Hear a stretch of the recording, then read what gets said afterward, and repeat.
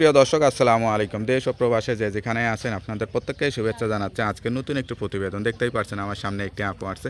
আপুটা দেখতে শুনতে অনেকটাই সুন্দর। আসলে কি হয়েছে তার জীবনে বা কেন আসছে প্রতিবেদনে, চলুন কথা বলে জানার চেষ্টা করি।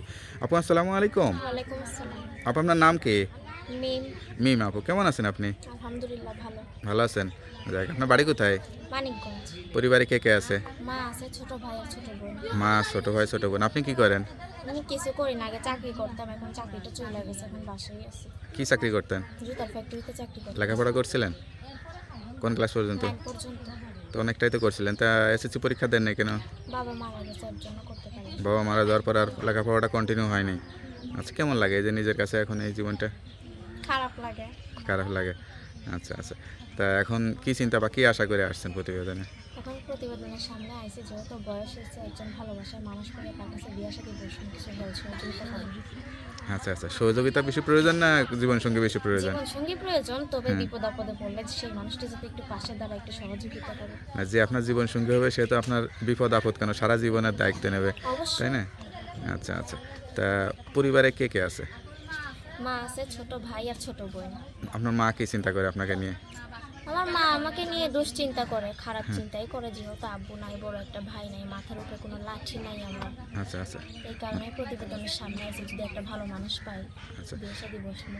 না আপনার মতো এরকম একটা মেয়ে আসলে ভালো একটা ছেলের হাতে তুলে দেওয়াটাই আসলে গার্জিয়ানের কর্তব্য, কিন্তু আপনার মা যেহেতু আছে, বাবা নাই, আসলে বিয়ে শাদী দিতে পারতেছে না, সেটার জন্যই আসছেন মূলত নাকি? আচ্ছা, জীবনে কি ইচ্ছা ছিল আর কি হয়েছেন? জীবনে ইচ্ছে ছিল লেখাপড়া করে ভালো একটা জায়গায় অ্যাডমিশন নিয়ে ভালো একটা চাকরি করবো, হুম। তো লেখাপড়াই তো আর করতে পারলাম না। আচ্ছা আচ্ছা, তা অন্য কোনো জায়গায় চাকরির জন্য ট্রাই করেন নাই? চাকরি যে বললাম না, জুতা ফ্যাক্টরিতে চাকরি সেটা তো করতাম, চলে এখন গেল, ওটা তো আসলে আরও অন্য জায়গায় ট্রাই করতেন, অন্য জায়গায় চেষ্টা করতেন। কি করবো, আম্মু চাকরি করতে দেয় না, দেশের পরিস্থিতি ভালো না, এর জন্য আম্মু কাজ টাজ করতে দেয় না। আচ্ছা, তো এখন এই যে প্রতিবেদনে আসছেন, কেউ যদি সত্যি সত্যি বিয়ে শাদী করতে চায় বিয়ে করবেন তো? অবশ্যই বসমো, কেউ যদি বিয়ে শাদী করতে চায়, কেউ যদি নিজের দায়িত্ব নিতে চায়, অবশ্যই বিয়ে শাদী বসমো।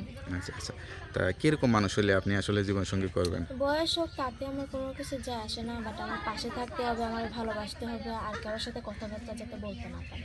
আচ্ছা, কোনো প্রেম ভালোবাসা টাসা ছিল? না, প্রেম ভালোবাসা করি নাই।